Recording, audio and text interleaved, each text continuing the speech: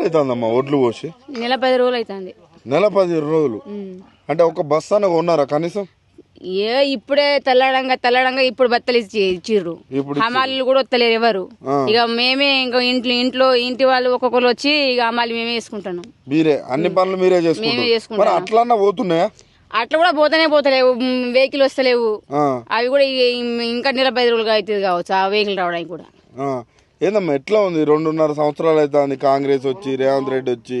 ఆ ఏడుపు ఒకటే తక్కువ అవుతుంది ఈ ఓట్ల గురించి. ఏడుపు ఒకటే. పండించినప్పుడు అంత ఇబ్బంది కూడా అంత ఇబ్బంది పడలేదు. ఈ ఎండ పోసుడు పోతలేవు, ఏం చెత్తలేవు. ఇక వానలు పడతాయి మధ్య మధ్యలో. ఇక గోస కాదు. ఇక ఇప్పుడు యూరియా బస్తాలు దొరికినాయి. అప్పుడు ఊరియా బత్తలు అయితే ఒక కష్టం కాదు. నాట్లేయంగానే ఆ ఊరే బత్తలు కష్టం.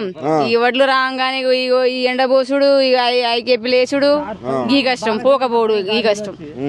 ఇబ్బంది ఉన్నది. బాగా మార్పు అన్నారు. ఎట్లా ఉందమ్మా మార్పు? కొంచెం కూడా మార్పు లేదు. రైతులకైతే మస్తు బాధ. కేసీఆర్ ఉన్నప్పుడు ఎట్లుండే? కేసీఆర్ ఉన్నప్పుడు మాత్రం మంచిగా ఉండే. ఎప్పటికప్పుడు పోయేది వడ్లు మంచిగా ఉండే. ఇప్పుడైతే ఏం లేదు. రైతులు ఎక్కువ గోసపడుతున్నారు. ఇంత గోస పెట్టుకుంటే ఏమొస్తుందమ్మా? ఏం రాదు. మా కర్మ. ఇక ఆయన గెలిపించడం మా కర్మ. గెలిపించడం మీ కర్మ. మా కర్మ అయింది. అంటే మహిళల్ని కోటీశ్వరాలు చేద్దాం అనుకుంటున్నా. కోటీశ్వరాలు ఎక్కడ ఉన్నది కూడా అమ్ముకునే పరిస్థితి ఉన్నది. మీకు తులం బంగారం అన్నాడు, తులం బంగారం స్కూటీలు అన్నాడు, 2500 అన్నాడు.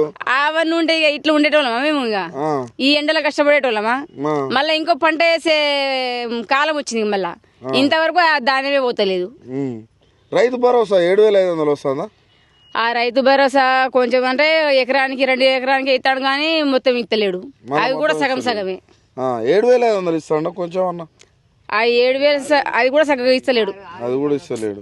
మరి ఏం చేసి బతకాలమ్మా రైతు? మరి పండించిన పంట కొనరు, పండిస్తానప్పుడు యూరియా ఇయ్యరు, ఏమి ఇయ్యరు. ఆ కూలోళ్ళకి ఇట్లా మధ్య మధ్య ఉంటారు కదా దళారులు, వాటికే సరిపోతుంది.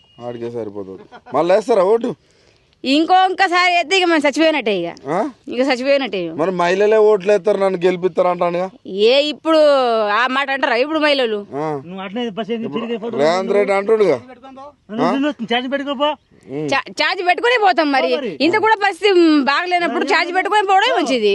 అప్పుడు అంత ఛార్జ్ పెట్టుకొని పోయినప్పుడు మంచిగా లేమా? అప్పుడు మంచిగా ఉంది. ఇప్పుడు అప్పుడే మంచిగా ఉంది. అది ఒకటి బస్సు ఫ్రీ అని ఒక్కటే చూస్తున్నారు కానీ మీద ఏం చేస్తున్నాడు? మీద ఏం లేదు. మరి ఆయనని దొంగను చూసినట్టు చూస్తారా? రేడి పోయిన పైసలు ఇస్తలేరట. మరి ఏం చేయాలి? ఎవరిని? రేవంత్ రెడ్డినా? అట్లే చూస్తారు. మరి చెప్పిన మాట ఎక్కడ నిలబెట్టిండు? నెలకు 2500 అన్నాడు. ఏది తులం బంగారం ఏది? ఆయన పెట్టుకొని తీరుతాడు కావచ్చు.